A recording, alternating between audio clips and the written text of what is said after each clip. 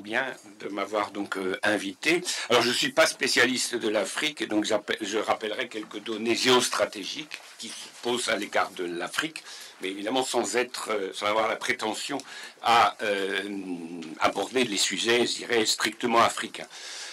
Alors, je vais commencer par rappeler que les conflits en Ukraine, autour de Taïwan, ou à nouveau aujourd'hui en Palestine, tentent parfois à nous faire oublier les multiples conflits que l'on a en Afrique. Mais on oublie justement à cette occasion, par exemple, le fait que si la Palestine occupe par intermittence depuis au moins les croisades un rôle clé, c'est en particulier parce que c'est ce territoire qui relie l'Afrique et l'Asie, ou qui coupe l'Afrique de l'Asie. Donc d'une certaine façon, même la Palestine nous rappelle l'importance de l'Afrique. Alors l'Afrique sur le plan géostratégique, c'est évidemment trois choses. C'est le canal de Suez et le Bab el-Mandeb d'un côté, ou le cap de Bonne-Espérance de l'autre, c'est-à-dire toutes les voies maritimes qui permettent de relier l'Europe à l'Asie. L'Afrique, c'est évidemment, on en parle souvent, des ressources naturelles immenses. Et l'Afrique, on en parle moins souvent, c'est un potentiel démographique. Et qui dit potentiel démographique, dit, si on a une vision optimiste de l'histoire, dit potentiel de créativité. Surtout que quand on a beaucoup de jeunes, potentiellement, c'est un des continents de l'avenir, voire le continent de l'avenir. Ce qu'on a un peu tendance à oublier. Alors évidemment, si on se limite aux aspects économiques, l'Afrique, c'est plutôt assez faible, puisque c'est 3% du commerce mondial, c'est pratiquement rien, mais l'Afrique, c'est la Guinée qui est le troisième producteur de bauxite au monde, c'est l'Afrique du Sud qui est le premier producteur de platine au monde, c'est la République démocratique du Congo qui est le premier producteur de cobalt au monde, c'est la République démocratique du Congo qui est le troisième producteur du diamant industriel au monde, c'est évidemment le continent où l'on produit coltan, manganèse, pétrole, gaz, uranium, etc. Et ça, c'est évidemment une donnée fondamentale qui explique beaucoup de choses. C'est aussi, et d'ailleurs la conséquence de ce que je viens de dire, la multiplicité des bases militaires ou des tentatives d'implanter des bases militaires en Afrique de la part de pays très diversifiés qui vont des États-Unis à la France en passant par la Chine, la Russie, le Royaume-Uni, l'Allemagne, l'Italie, montre aussi que l'Afrique est loin d'être un continent secondaire, mais au contraire que c'est un continent très important. Alors, sans rentrer dans l'histoire ancienne, je rappellerai que récemment, c'est-à-dire à l'ère, disons, post-coloniale, c'est-à-dire depuis que l'Afrique a acquis que les États africains ont acquis leur indépendance, au moins formellement, nous avons eu deux périodes, et je pense que nous sommes déjà entrés en fait dans une troisième période. Alors, je rappellerai quand même rapidement, la première période, c'est la période de décolonisation, mais c'est aussi la période du monde bipolaire, donc de la rivalité Est-Ouest, qui va donc grosso modo pour l'Afrique des années 60 au début des années 90, où l'on a assisté aux combats anticoloniaux, à la radicalisation des combats anticoloniaux, et même si, évidemment, on a totalement changé de période, cette période-là a laissé des traces, en particulier, évidemment, dans les pays qui ont été particulièrement à l'avancée des combats anticoloniaux, c'est-à-dire ceux qui ont, évidemment, obtenu leur indépendance par la lutte armée, qui, évidemment, laisse des traces beaucoup plus importantes que quand on l'a obtenu sans lutte armée. Donc ça, c'est évidemment important, et je rappellerai que c'est cette période-là qui a inventé ce concept un peu bizarre à l'époque de voie non capitaliste de développement, qui, d'une certaine façon, répondait en écho à l'appel au non-alignement qui, à l'origine, venait d'Asie, et d'Asie orientale, et en particulier, évidemment, d'Indonésie. Puis ensuite, nous avons eu la période unipolaire, qui à mon avis est terminée, qui a été marquée par le néolibéralisme, qui a été marquée par l'éclatement du surendettement, avec tous ces corollaires, donc politique d'ajustement structurel, privatisation, etc., etc. Et cette période, je pense qu'elle est terminée, ou qu'elle se termine. Alors, elle peut se terminer dans la douleur parfois, ou moins, mais elle se termine. Et ça n'est évidemment pas un hasard si nous assistons aujourd'hui à l'arrivée en Afrique de puissances qui n'étaient pas présentes ou peu présentes sur le continent africain jusque-là.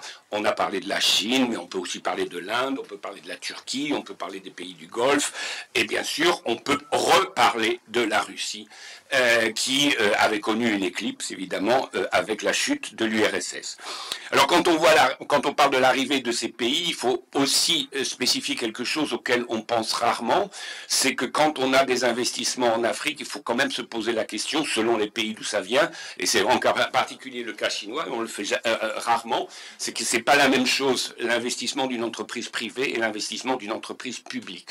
Or, les entreprises chinoises sont soit privées, soit publiques. Et si elles sont privées ou publiques, elles n'ont pas la même politique. Et elles n'ont surtout pas le même lien avec leur gouvernement. Donc on ne peut pas traiter la Chine en soi. Il faut se poser à chaque fois la question, est-ce que l'entreprise X ou Y est une entreprise chinoise privée ou une entreprise chinoise publique ou éventuellement une entreprise chinoise mixte? Parce que la grande philosophie de la pensée chinoise économique aujourd'hui, c'est la mixité. En Chine même, donc évidemment, la même chose s'exporte en Afrique. Donc ça, c'est un point sur lequel j'attire votre attention. Quand on vous parle d'entreprise chinoise, ça ne veut rien dire. Quelles entreprises chinoises avec quelle structure de propriété? C'est sur ça qu'il faut aussi attirer notre attention. Parce qu'évidemment, une entreprise publique a une vision à long terme, puisque l'État est derrière elle. Une entreprise privée a, comme toute entreprise privée, des intérêts à court terme, parce qu'il faut évidemment qu'elle fasse des bénéfices assez rapidement. Donc évidemment, la logique n'est pas la même, elle ne peut pas être la même. Et ça, il faut évidemment l'avoir en tête.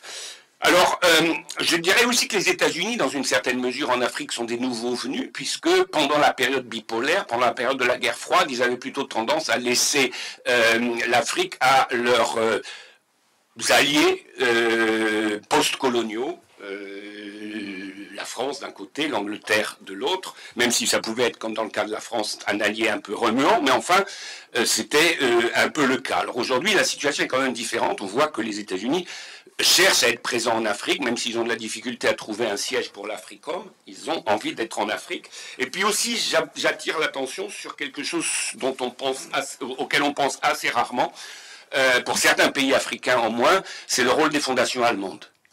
Et les fondations allemandes, elles arrivent très souvent quand, pour une raison ou pour une autre, les Américains préfèrent que se mettre l'Allemagne de l'avant à la place. Donc le rôle des fondations allemandes dans certains pays du Sahel ou en Tunisie, par exemple, n'est pas du tout négligeable. Sur le plan politique, social, formation des élites, etc., etc. Et on doit se poser la question, mais quel est l'objectif de l'Allemagne en Afrique, puisque quand même l'Afrique n'est pas a priori dans l'arrière-cour de l'Allemagne. Donc ça, il faut se poser la question. Alors je donnerai quelques chiffres juste pour rappeler l'importance des uns et des autres. On a parlé de la Chine, et bien sûr c'est important, puisque le commerce chinois avec l'Afrique en l'an 2000, c'est 10 milliards de dollars. En 2019, c'est 210 milliards de dollars. Donc on voit évidemment, en l'espace de 20 ans, la multiplication. Et bien sûr, vous avez vu récemment le sommet sur le projet Une ceinture, une route. L'Afrique est intégrée dans le projet chinois d'une ceinture, une route, qui a évidemment des objectifs d'infrastructure et des objectifs d'industrialisation, parce que les voies de communication, quand les Chinois introduisent des voies de communication en Afrique, ils introduisent aussi automatiquement le long de ces voies de communication des pôles industriels. Et les deux vont de pair. Et pôle industriel privé, mixte, public. Donc on revient à la question que je mentionnais en passant. Par comparaison, l'Inde, c'est pas négligeable, mais c'est évidemment nettement moins, c'est presque 50 milliards de dollars en 2017, la Turquie 20 milliards de dollars, l'Union européenne 220 milliards de dollars, les États-Unis, alors ça c'est intéressant de noter, puisque en 2008 c'était 142 milliards, en 2021 c'était 64 milliards. En revanche, et on voit l'importance de l'Afrique, les Américains promettent que d'ici 2027, ils vont investir 300 milliards de dollars. Donc on est passé de 142 à 64 et de 64 à une promesse de 300. On est à l'étape de la promesse, mais ça nécessite évidemment, c'est important. Alors la Russie, dans ce contexte-là, son rôle finalement, c'est le blé et les armes, plutôt pour le moment. Ce qui s'explique évidemment assez facilement, c'est que l'économie russe, même si elle connaît un rebond, récemment, ça reste, à la suite de la destruction de l'URSS et de l'effondrement de l'économie soviétique, c'est-à-dire Russie et pays voisins, ça reste une économie incomplète. C'est une économie qui aujourd'hui est sans doute en phase de reconstruction, mais ça reste une économie incomplète, et donc la Russie ne peut pas jouer le rôle de puissance complète comme jouent d'autres puissances. Alors, il est probable que ça va changer dans un avenir assez proche, mais pour le moment,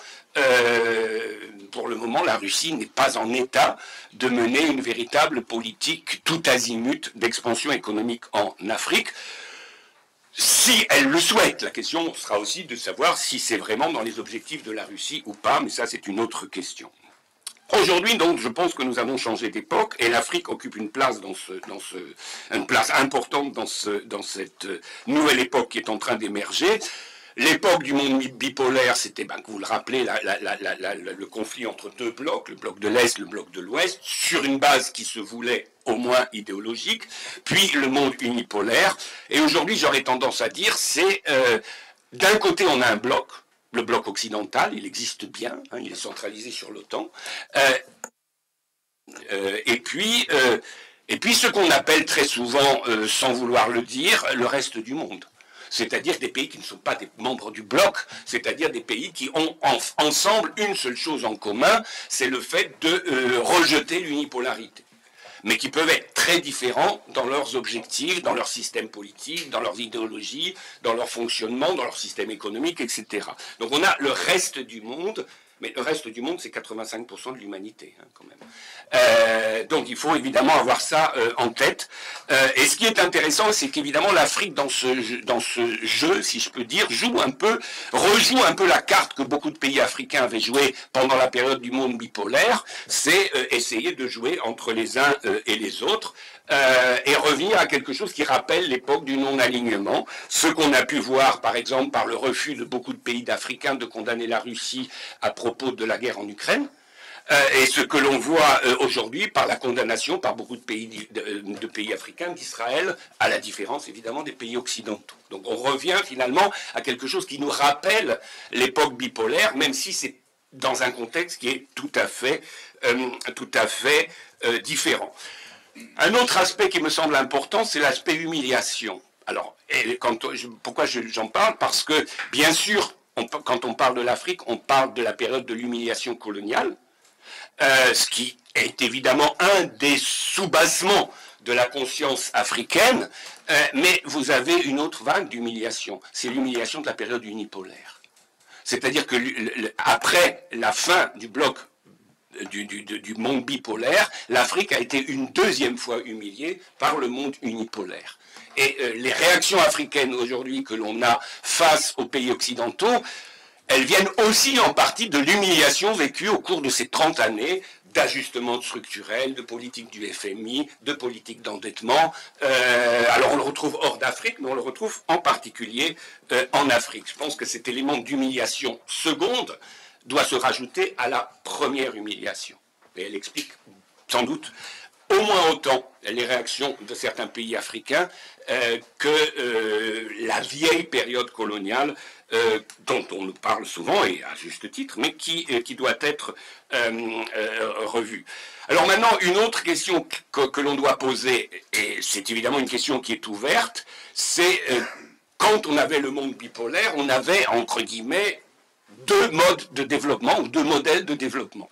La question qu'on doit se poser aujourd'hui, c'est est-ce que l'on a un conflit entre grandes puissances pour l'Afrique à l'intérieur d'un même modèle de développement, ou est-ce que nous avons deux modèles de développement à nouveau, ou voire plus de deux modèles de développement? Bien entendu, nous avons le modèle occidental issu du néolibéralisme, même si je pense qu'il est en train d'évoluer, mais le reste du monde dont je vous parlais, les puissances du reste du monde, est-ce qu'elles ont un modèle alternatif de développement? Est-ce que la Chine, c'est un modèle alternatif de développement ou pas? Est-ce que la Russie va favoriser un nouveau modèle alternatif de développement ou pas?